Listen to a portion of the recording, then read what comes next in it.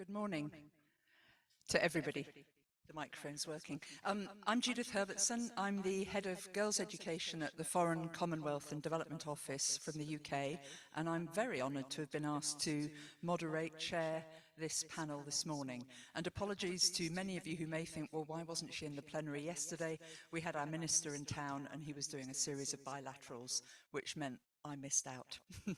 So, good morning to everybody, and particularly to anybody joining us online, especially if you're joining from Afghanistan. It's very nice to have you here so early in the morning, and thank you in advance to all of our speakers here. Can be quite daunting coming into these events, so we're really very grateful. We've got a packed agenda, obviously, because we've got lots of people to hear about the ban affecting girls' education, female aid workers, and more generally the rollback on girls' and women's rights. And I know many of you in the audience will be coming from a particular angle on that. I want to thank also Education Cannot Wait, of course, and the International Parliamentary Network for Education, particularly Joseph there, for organising this event and indeed yesterday's event. What's happening in Afghanistan needs all the airing and the amplification that we can provide for it. We all know that since August 2021, the Taliban has imposed a series of restrictions, effectively erasing women and girls from society, from public-facing society. And this includes the ban on girls being able to access secondary, post-primary education, limiting the future of over 1 million girls. And from the UK's angle, we have programs operating on the ground. We had more in Afghanistan, and the challenge of how we try to continue that work is a daily challenge, shall we say. And the recent edict obviously banning Afghan women from working for NGOs, although that is becoming a slightly grey area, is a further violation of their rights and freedoms. There's so much going on in the world at the moment. There are so many crises. It's so volatile. We couldn't have foreseen Turkey and Syria being so high up on the agenda now, but we cannot afford to turn away from what's happening in Afghanistan just because we've known about it for a bit longer. Our commitment to the women and the girls in Afghanistan has to remain strong. So, although we know that the Ministry of Education has informed partners that community-based education classes can continue with female teachers up to grade 6, we need a bit more than that, don't we? We need to know that education can carry on, that girls and women have not lost their futures. The UK obviously condemns the decision in the strongest possible terms, and although we often have to do this quietly, we speak out alongside the UN Security Council, and we repeatedly lobby the Taliban to reverse these decrees, these draconian decisions. Over the last day and a little bit, we've heard a lot about the 222 million crisis-affected children, not just girls, and the actions needed by all of us. And I don't think any of us can overstate the importance of these actions, be they small, be they large, be they on the ground, be they in multilateral fora, or just in rooms like this. There is something about solidarity and the courage, dedication, and personal sacrifice taken on by our real champions on the ground to stand up for the rights of the most marginalised must be respected, admired, applauded. That's why I'm so privileged to be with you here all today. You definitely don't want to hear any more from me, so let's press on. I'm going to introduce the panel. We're going to start with a pre-recording from one of our panelists, but first of all, we have Taiba Rahim, who is the president and founder of the Naikala Association focused on improving access to health and education for women and girls in Afghanistan. We have Fawzia Kufi, many of you will know, an Afghan politician and women's rights activist who was part of the delegation negotiating peace with the Taliban. We have Pashtana Durrani, a human rights activist and founder of Learn Afghanistan, a grassroots organisation focused on girls' education and health. We have Somaya Faruqi, captain of the Afghan girls robotics team, whose team designed a prototype ventilator to help fight coronavirus in Afghanistan. We have Zuhra Dadgar Shafiq, Programme Director at Action for Development, focusing on initiatives addressing community development, health, education and women's empowerment. We also have Jamila Afghani here in front of us, the founder of Noor Educational and Capacity Development Organisation, who has supported girls' education for the last 20 years in Afghanistan. I worked in Afghanistan in 2007 and 2008, and it's been a long journey, hasn't it? First of all, though, we're going to start with a pre-recorded message from Khatira Amin, who is a teacher, a member of the Refugee Council. And Khatira is a passionate advocate for refugees' access to education. So if we could watch that first, thank you. Rahim. Assalamu alaikum. My name is Khatira Amin. I'm an Afghan refugee living in Pakistan. I'm a member of Refugee Education Council Canada. The fact that in 2023 we are gathered here to talk about the entire country of girls who are not allowed to go to school due to the national ban. And this is just devastating. It's not just devastating, it's unacceptable. Following the war and the Taliban takeover in 1990, many people today in the country, especially women, are illiterate. An entire generation of girls left out and were lost 5 precious years of their education and opportunities. And many others like myself and my parents were forced to flee Afghanistan to save our life and to salvage our future. And with that, we were left to bear the consequences of being refugees. Nobody acknowledged the harm. No one understood the pain, and we were left to bear the consequences of being refugees. And I'm worried that the same thing will happen once again if we do not join forces and take action. Taliban say that women cannot go to school because that is what's written in the Quran, but that's not true. Let me just tell you, in Islam, it's obligatory for both men and women to get education. In fact, the very first verse of the Quran revealed by Angel Jibreel to Prophet Muhammad, peace be upon him, began with the word Iqra, which means read, and that shows the value of education in Islam. There are a number of contradictory statements in the statements of Taliban.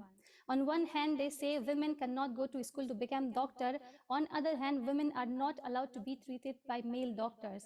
So what is left there for women in Afghanistan? No education, no healthcare, no social life, nothing. I don't think Taliban's ban on female education and healthcare has anything to do with Islamic teaching. In fact, Islam teaches us bravery, and these bans has everything to do with fear. The fear of an educated nation, the fear of especially educated and healthy women. I would not have been the same person, entrapped in a different destiny had I not had the chance to get education.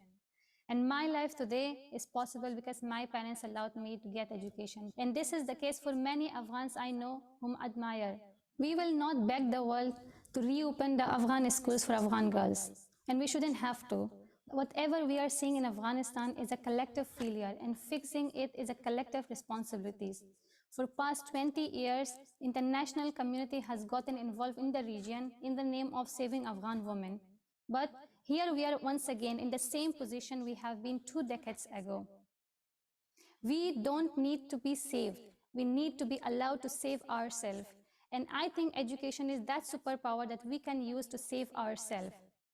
Using this platform, I want the world to know the potential of Afghan women. The potential of Afghan women in the country who's banned to get education. The potential of Afghan women who's forced to flee in the neighboring country who don't accept them. The potential of Afghan women who cannot read, and that of those who gone to complete their master's and PhD degrees. We have the potential to become doctors. We have the potential to change the law, to drive innovation and to educate an entire nation. We have the potential to change the world. If I did not believe on myself, I would have been afraid of my potential as well. Very much indeed to Khatira there. Passion for access to education, especially for refugees, so often excluded. 3 things struck me there: collective failure, collective responsibility. That involves all of us. Girls that cannot breathe, we've probably all felt that at some time in our lives, but probably nothing comparable to what these girls and women are going through. And also the ambition to save ourselves. That's what we need, isn't it? Yeah. We're now going to turn to Taiba and Fozia, and I've got a question that I'm hoping you can both answer in about 4 minutes each. Can you share your reflections about the current situation in Afghanistan and the successive bans on girls and young women's education as well as the recent ban of female humanitarian workers. So, Taiba, may we start with you? Is that okay? Thank you. Good morning. Thank you so much for this opportunity. Indeed, this recent announcement in the last 1.5 years since August 2021, all these announcements banning girls from education, banning women in engaging in humanitarian work, banning on many things that related to the women, it is shocking and unacceptable. No society, whether it's Afghanistan or any other country in the world, that they can live without women. Women contribution is essential in any society, so also in Afghanistan.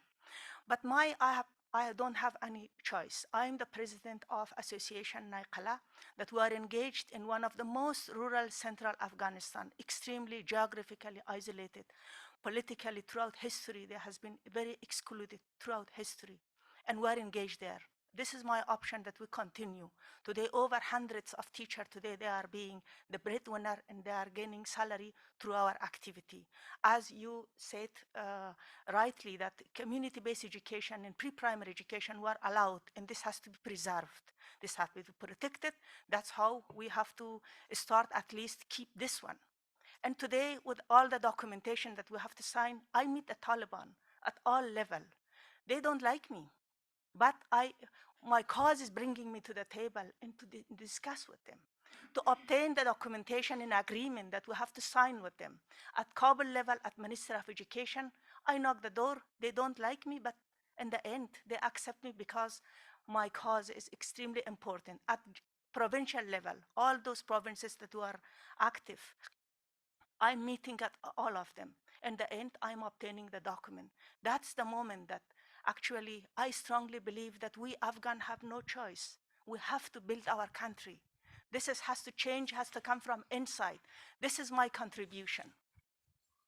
And these regions, our activity has been always very tough, not only now. Of course, now is very shocking, but the last decades and decades has been extremely tough, extremely difficult, because Afghanistan, the system is fragile, the country is shattered by poverty and war. This always we have to remember.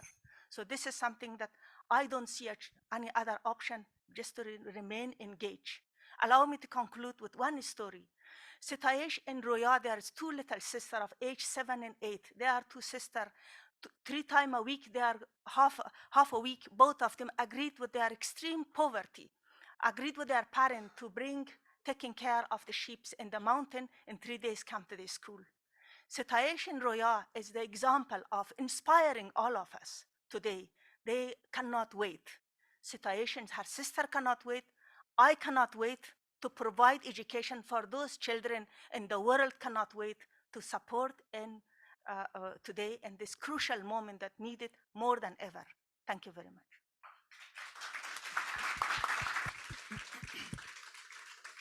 Thank you very much indeed, Taiba. The idea of you going and knocking on the door of people who you know don't like you, as you put it, but continuing to negotiate is really an example.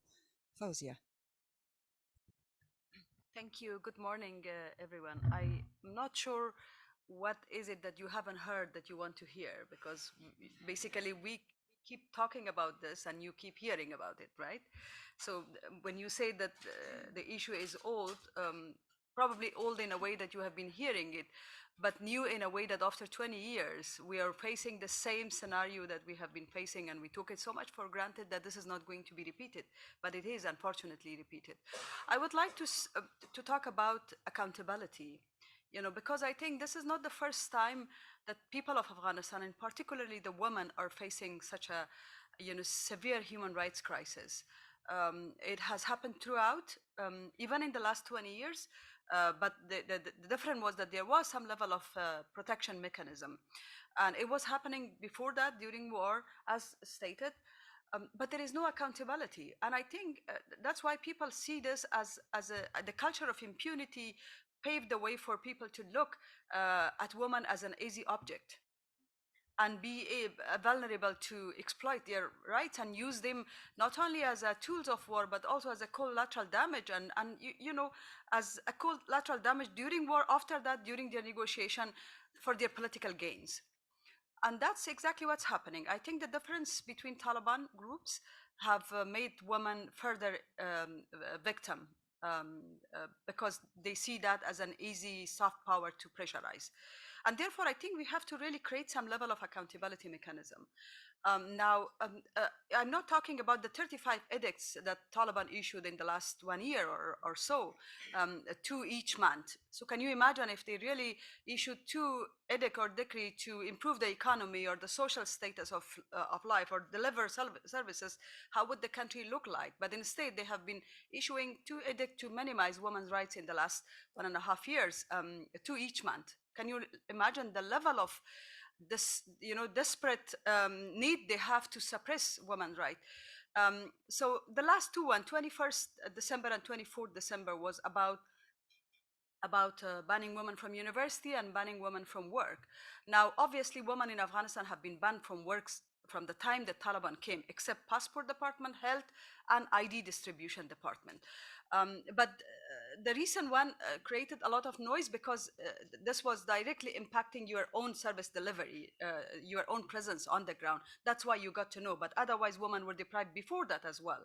So if you look at the 2 edicts, directly impacting women's life. Now, as she said, we're all in touch with people who lost that last income, whatever it was, and they are like breadwinners of 6 members of the family. We know based on UN report that during January, more than 200 children lost their lives. I'm sure if you go deep down, some of those children are the children of these mothers who lost their incomes, right? So this is impacting humans' life. This is a crimes against humanity. Now, I think it's time for us to involve ICC and ICG. I think it's important, and it's time for us to bring these people to justice. Afghanistan as a country is a dignitary to SIDA. Now, I have 2 wonderful colleagues that I know them and huge respect from SIDA committee here. What is SIDA doing in terms of bringing, people? I know that it's a very sensitive issue. Taliban are not recognized, yes, but we are talking as a country, Afghanistan as a country. They have signed, they are an obligatory, like a nation to be a country or whatever, to be, I don't know how do you even put the term, to be obliged to be brought to justice. Are we doing anything to bring them to that? I think there should be, when I say more than words, these are practical steps. I know you are all here because you care. You're not here to just listen to our voices. And I was thinking in the morning, what should I say that it should be different? Not really. We just have to work together to do something to pave the way for another thing. Otherwise, we will keep, vicious circle. We'll keep repeating the same things. So I think it's time for us to bring some level of accountability, because women should not be used as an easy object for power to be demonstrated. Now, the Amir was left out of power, so women are pressurized for him to show that he has some power. He brought one of his person as a minister of education, one of his son-in-laws or whatever in-laws as minister of higher education, and now he demonstrates his power while he knows what he's doing is against Islam.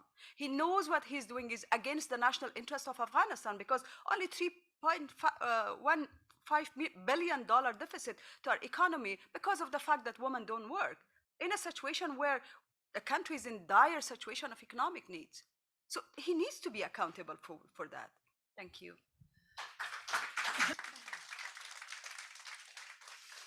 Thank you so much, Fawzia. And it's good to be reminded that caring is not enough. Just caring is not enough. We do care, but it's not enough, is it? And it's good to hear the same messages, but expressed differently.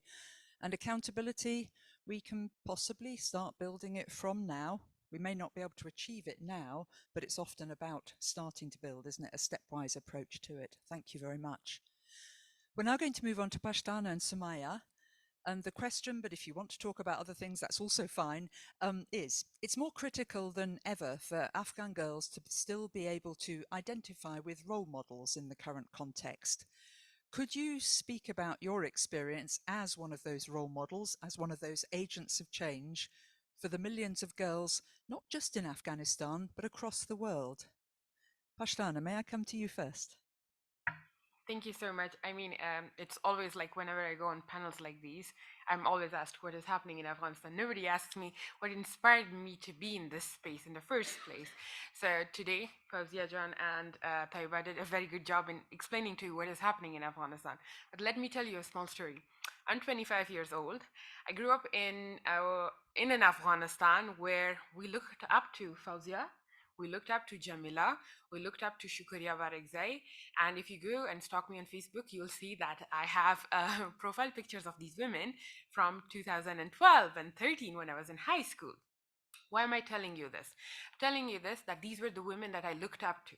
I didn't care where they were from, which province, what they did, how they did it. The only thing that made me want to be them in the future was they were Afghan women doing something amazing in that Afghanistan where bombs were going off, where schools were being burned down, and they were still standing up for Afghan women rights. So I had that role model growing up.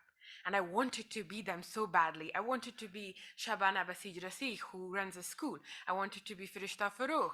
And then I grew up to be part of that space. And I'm so proud to be in this panel. You know, it's a great honor. And I'm definitely sure my father would have been so proud to share the space with him and with them. But now I think about my nieces, my daughter in the future, and I think to myself, I'm like, will they have the same space like I did? Will they go and stalk random politicians from my country and post them on media? I think not, because from what we are seeing is our spaces are shrinking.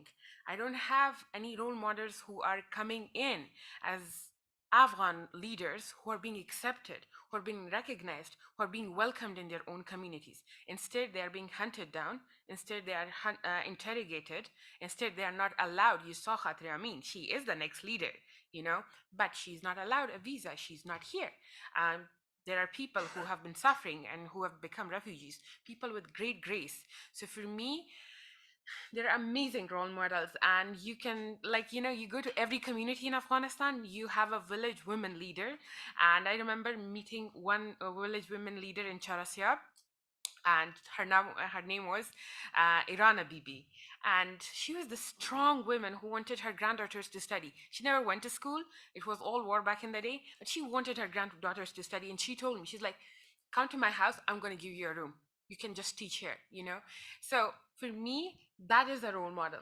But I don't know how many more spaces will be sustained for those role models. How much more can be done for those role models to stay, grow, and take up that leadership positions. For me, politics was an important aspect of for me being represented. And right now we don't have a single woman representative officially from Afghanistan. So it's very important when we go back and ask that question from all the leaders who made sure that in the past 20 years, women are leaders, but now they're not. And why are they okay with that happening? So I'm just gonna stop here, but thank you. Thank you.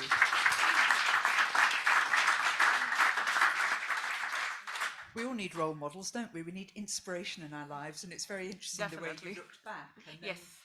you're on the panel. You are now Oh, making thank you. that a reality, aren't you? And other girls will be looking to you, Thank as you. they are the rest of you on the panel, and thinking, if she's prepared to fight and has got the courage and cares enough, we can keep going. Yes. You really will be inspiring the younger girls, Thank I'm you. sure.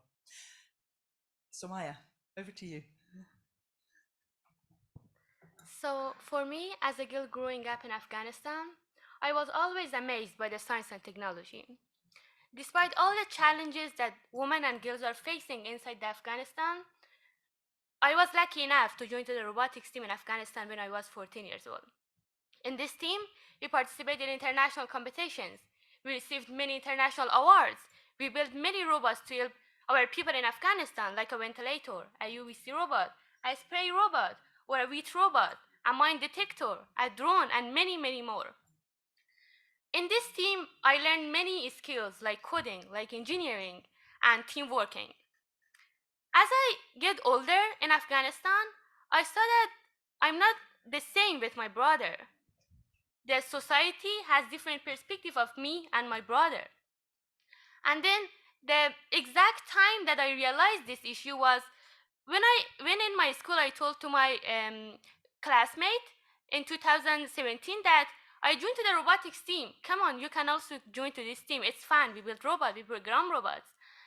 And I remember the day after they came to me and said, my brother and my father told me that I cannot join to this team. And my brother said that if they accept boy, I can come. And my father also allowed him to join. So it was a big why for me, that why she is not allowed, but her brother is allowed to come and join our team. And then I decided to become a women rights activist and gender equality and advocating for girls' education and the right to choose that what we want to study. And before the Taliban, I remember I always say that I don't have role model because everyone has different situation. But after the Taliban, I can certainly say that my role model are the girls that are protesting every day in the street, although they know that their lives are at risk. My role model is my classmate that was sitting next to me in the same chair in the same class for 7 years, but now she faced to forced to marry. Or my teammate that we worked 2 years together, but after the Taliban, she forced to marry. Or the mothers of a country that they are cries for their daughters every single day because they don't want their daughters to experience what they have experienced 25 years ago. And I'm sure that if we work together, we can change this nightmare. Thank you. Thank you very much indeed. That's an emotional plea to all of us, isn't it? What parent doesn't want something better for their children than they've experienced? And that sense of the barriers closing down and their girls being fed into early marriage, perhaps as they were, is indeed heartbreaking. But you are also an inspiration, of course. I mean, standing up for not just girls' rights and talking the way you did, but choosing to go into a place where, even in the UK, where I come from, girls hesitate, thinking, oh, robotics, maths, technology, engineering, is that where I can go? Coding was never an option for me. So you really are breaking ground. So thank you for speaking so passionately about it. Moving on, we have two more people to speak and to hear from, Zuhra and Jamila. So what I'm asking you is, what can be done by the international community, all of us sitting here so comfortably, to support and amplify your role as female advocates for girls' education in Afghanistan? Shall we start with Zuhra? Thank you very much. Good morning, everyone present in the hall and online. Thank you for having me on the panel today. Afghanistan has signed the UN Convention and joined UN in November 1946. This means that since then, it was adhering to the rules and regulations of the UN and was accepting all the conventions about the human rights. Today, Afghanistan has become a country where the human rights are not respected, where the people and particularly women suffer because of the injustice, where the basic needs of people and particularly women are being ignored and their rights are being violated. If this is the fact and the international community recognizes this fact, it's not just enough to condemn these things that are happening there.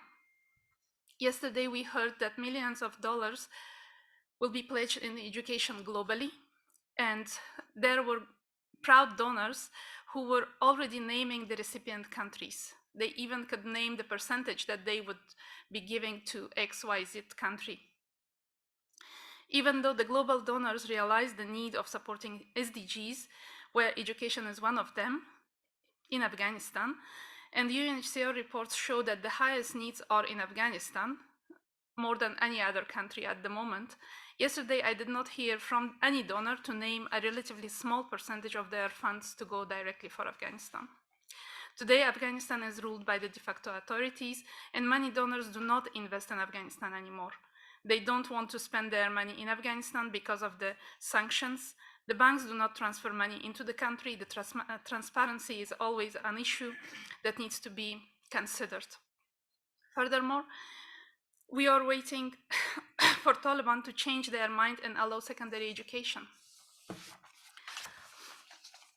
We have seen that in the last 20 months, the restrictions have been gradually increasing. The international community has been unable to convince them, despite the efforts that they have been making.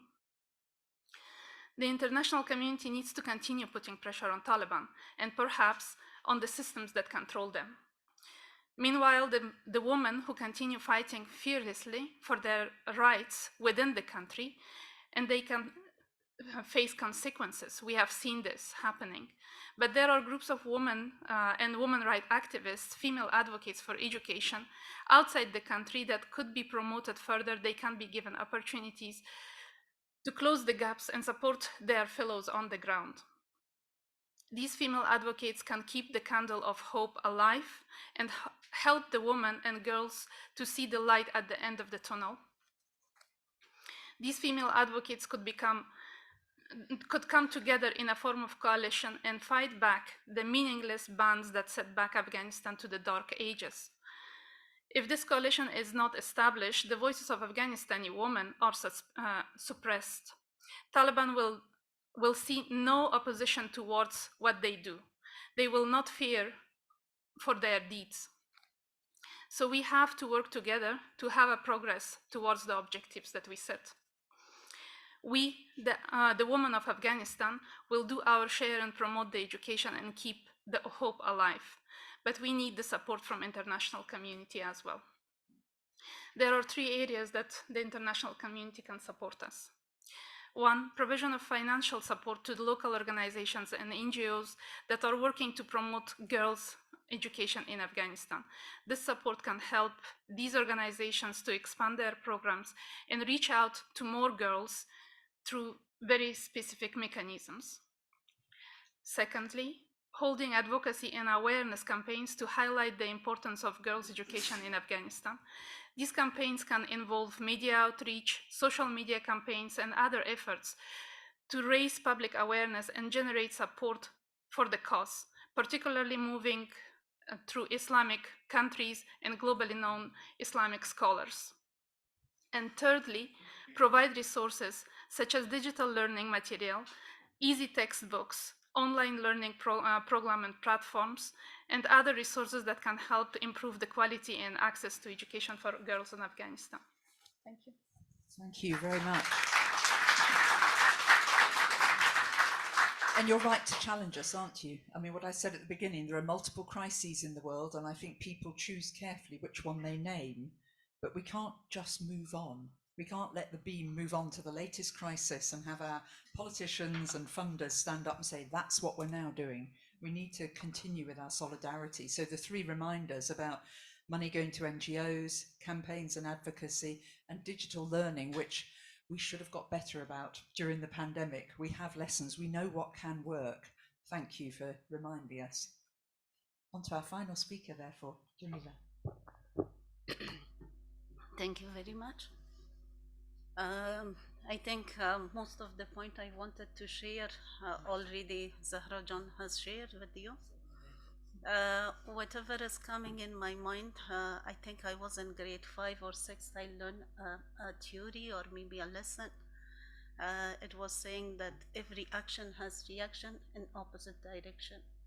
I think the bans Taliban are bringing on women in Afghanistan, at the same time it creates reactions on the ground, and it gives a very much deep down reaction on the bottom level. We are engaged with our sisters back home every day. We are working on establishment of an umbrella for Afghan women leaders. Especially we are focusing with women inside Afghanistan. We are reaching out to women in each and every village and every corner of Afghanistan, listening to them, hearing their voices and learning from their innovative ideas and creativity, and how we can facilitate being in diaspora in the countries that we can raise their voices to you, to international community. So some of the very good stories I heard from the sister, I want to share with you, that can be the areas that we can explore more and can work more on that. As you know, economic situation is extremely bad in Afghanistan, and Taliban is also understand that although weekly $40 million or $80 million are pumped in Afghanistan, but still they are not able to deal with the economic crisis inside Afghanistan. Although they are collecting taxes, income taxes, but still they are not able to deal with the economic crisis. So still Taliban are giving chance for private sector, for business community to remain engaged. I think this is the area we can explore with political economy. And as a women rights activist and on my personal life experience, if women has economic power, she will have a power at home, at decision making level, at home and society, and also overall in the politics of the country. So we need to focus on women economic empowerment. Another area that I'm hearing from the sisters, everybody is highly engaged in informal education. So many beautiful initiatives. You can see that libraries are created, home schools are created. Now our organization, we are working on TV and radio teaching programs that can be reach out to all corner of Afghanistan in both Pashto and Dari languages. This is also something what we can explore beside online education, because we don't have internet in every part of Afghanistan, but radio and TV can reach out to every corner of Afghanistan. And the other area, Taliban is still allowing health sector to remain active, and this is the area that we can work. The safer spaces we have created beside our home schools in almost 34 provinces of Afghanistan. First of all, we are doing this community center by the name of Community Health Center for Women. So we are giving the title of health to give it protection from the side of Taliban, and give protection that if number of women coming in the center, we say to Taliban that this is a health center, we are giving advice to women how to feed their children or this and that and some other issue. At the same time, we are helping them with domestic violence issues. We are providing them psychosocial wellness program and sessions, which is a wonderful way to connect women with each other, because currently women are imprisoned at home. But these small safe spaces creating that sense of hope and trust and sharing with each other.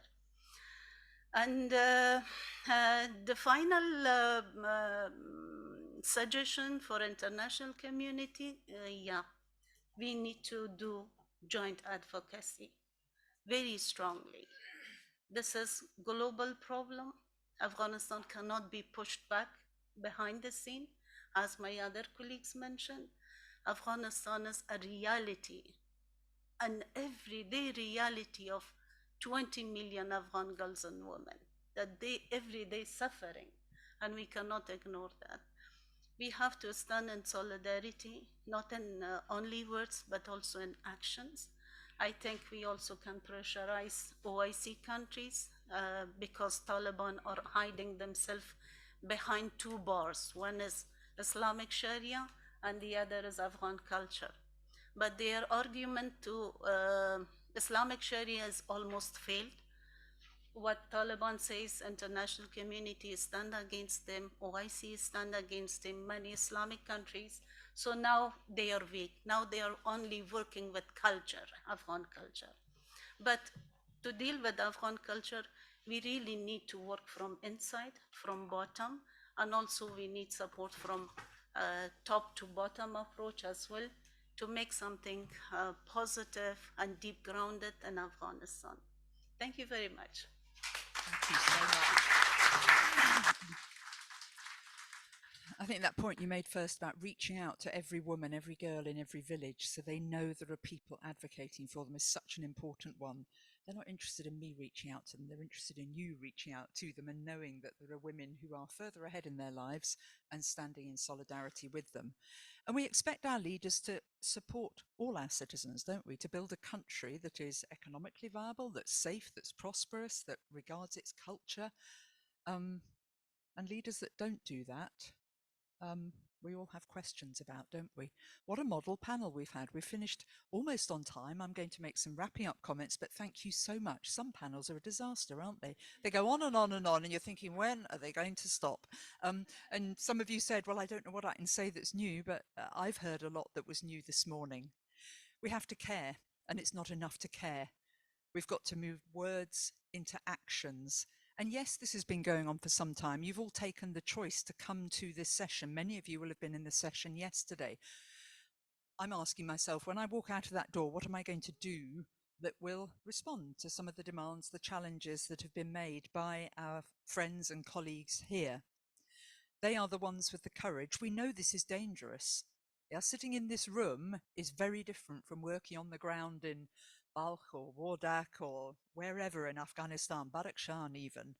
Yeah, the reality on the ground is dangerous, and it must be very difficult to get up in the morning and think, I will keep going, I will keep that flame of hope alive, and that's partly what we can help with. We need to tread gently though, don't we? And I know some of us will have been, probably I certainly was, conjuring with that in my head. What do the politicians say?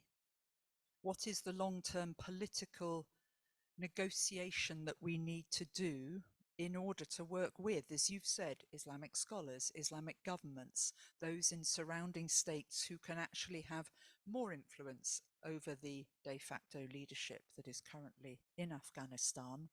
And how do we go softly, softly often, rather than shouting from the rooftops, because that is often counterproductive, especially from people that look very different and possibly have no right to be expressing views from their angle on what goes on in Afghanistan. But as you say, we can't let a country like that, where so many of us care and have invested in, go back to the dark ages, as one of you put it so articulately. So we are working. You don't always hear it. That's not good enough.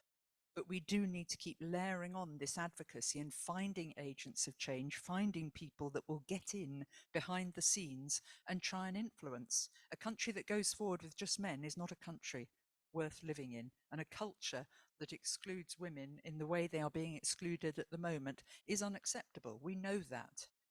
But these could be just words.